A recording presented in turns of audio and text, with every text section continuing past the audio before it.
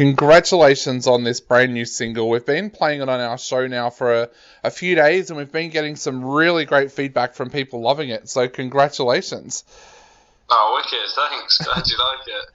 So, mate, for a lot of Aussies, this is the first time that they've had a chance to ever hear Catching Mangoes. So I was wondering if you could give us a little bit of a rundown about the band. How long have you guys been around? A little bit about the history. Yeah, so myself and Dan, who's the guitarist, we met at primary school actually, so we've known each other since we were literally kids. We started doing a bit of music stuff together when we were probably in our early teens, doing like acoustic stuff, and then we found Max, a drummer, at secondary school. Continued the kind of musical journey and started Catching Mangoes. And then recently, earlier this year, it was actually in 2020, we recorded the album. Kind of wrote it, a lot of it over lockdown, and then kind of after the first lockdown. And then recorded it last year, at the end of last year, released it earlier this year. So yeah, and then since releasing the album, we acquired a new guitarist and a keyboard player, and it's kind of just gone from strength to strength. So we're just playing a lot, gigging a lot with, as that basically now. So you guys have got such a unique sound. Tell us a little bit about how that sound has evolved over the years as well. Yeah, well, we started off kind of a bit more garage rock type vibe. It was a bit heavier when we first started out, and then when we were writing the album, we were having a bit of a dry spell really, with like in terms of writing and getting ideas down, and it just wasn't quite flowing as it could be. And then we had this idea of Kevinstown when we were like quite a lot younger. Yeah. And we thought it'd be a really cool idea to have a concept album about a guy who kind of goes on some mad journey and meets loads of random people, and so we started writing, delving into that a bit more, and it just kind of opened up lots of doors really, and we had loads of ideas. We wrote the actual story as well, which you can read you can read on our website. One of our friends wrote it with us, so we were listening at the time when we were writing it. We were getting quite a lot into like 70s music, like The Doors, Beatles. I'm a big Arctic Monkeys fan. Their newest album was it was quite inspirational in that sense. We kind of just wanted to try and make something a bit different, and yeah. Yeah, and where did the idea come about for that story in the first place? Was there something that kind of sparked that story for you guys? We had the idea, we wrote the title track of the album, or part of it, when we were like 16. Like maybe a bit around then, when we were quite a lot younger anyway. And we kind of came up with the riff and the gather round, welcome to Kevinstown thing. But then we kind of had some ideas for it, but never really kind of developed them more than just that half a tune sort of thing. And then, like I said, we were going through a bit of writer's block type thing. We were like, we may as well try and do that again. So we kind of started writing the story more, and we kind of actually came up with a proper plot. And one of our friends, like I said, helped us actually write into an actual story. And then just ideas kept coming out of it, really. And then the tunes kind of came from there. Lockdown helped a lot, because we were initially going to do it as an EP, just 4 tracks. And then because of lockdown, we had loads of spare time on hands, and then the EP got cancelled. And then we were just playing loads over lockdown, writing loads. So by the time we came back from it and we could meet up again, we had loads of ideas. So we were like, I'll just do the whole album. Yeah. Was it easy to write with that story in mind? Like, once you started writing, did everything just keep on flowing?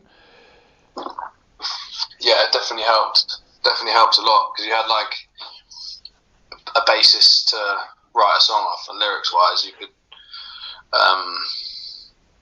have like you knew the kind of there was a chunk of the story that needed to be told within that song, if that makes sense. Yeah. So yeah, it definitely helped. You mentioned there about the lockdowns. Did the lockdowns also hamper you guys recording? Because I know over here one of the things that had to lock down during the lockdowns were recording studios. Did it hamper the way you guys recorded the album at all?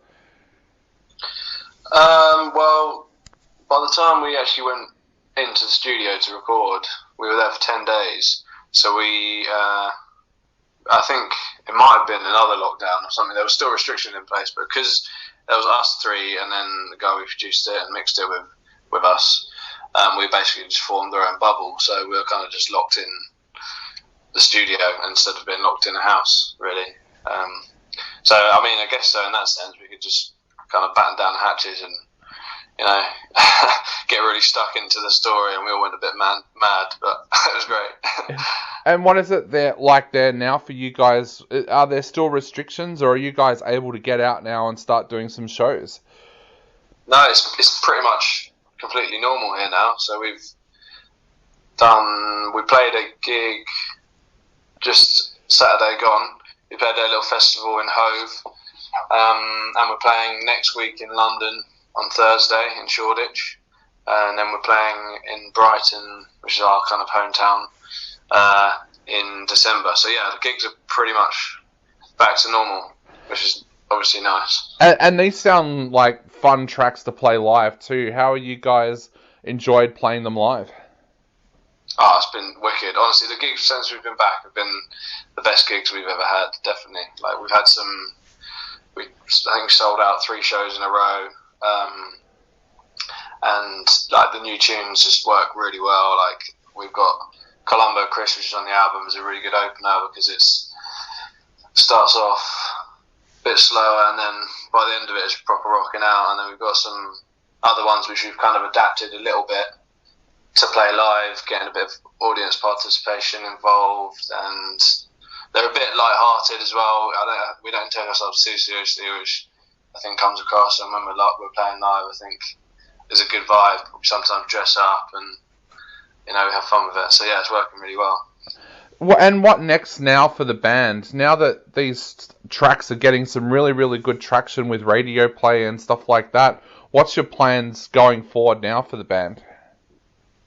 So we're working on another EP at the minute, which we're planning on recording. Realistically, it'll probably be early next year now. But we're writing the songs at the moment. We've got one, I think we've got 2 pretty much ready, 3 50%, and then the 4th one, which is still at an early stage. But yeah, we're going to try and do 4 tracks as another sort of not as heavily conceptual as the album, but it's still going to follow a bit of a pattern, if you know what I mean. So yeah, we're going to work on new tunes basically for next year.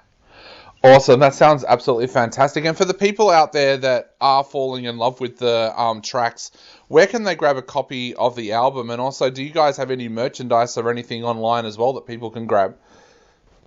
Yeah, absolutely. It's all on streaming services and that. But you can get the vinyl on our website at catchingmangoes.com. And we've got some t-shirts, we've got some mugs, we've got some posters. Yeah, the vinyl's really cool. I could go grab one, but they're one of our friends from uni designed them, and they look really cool. So I definitely advise getting one of them. Definitely, and I know we have a lot of vinyl lovers that listen to this show, so they may want to grab some of those. Judge, we're going to take another listen now to Orlando Bloom on our show. So is there anything you would like to say to all of the listeners out there before they get another chance to listen to Bloom Orlando? With Bloom Orlando, we've got a music video that's just come out for that as well. So if you want to check that out, then you'll kind of see what we've been up to alongside doing the music. So I hope you all enjoy it, yeah. Awesome.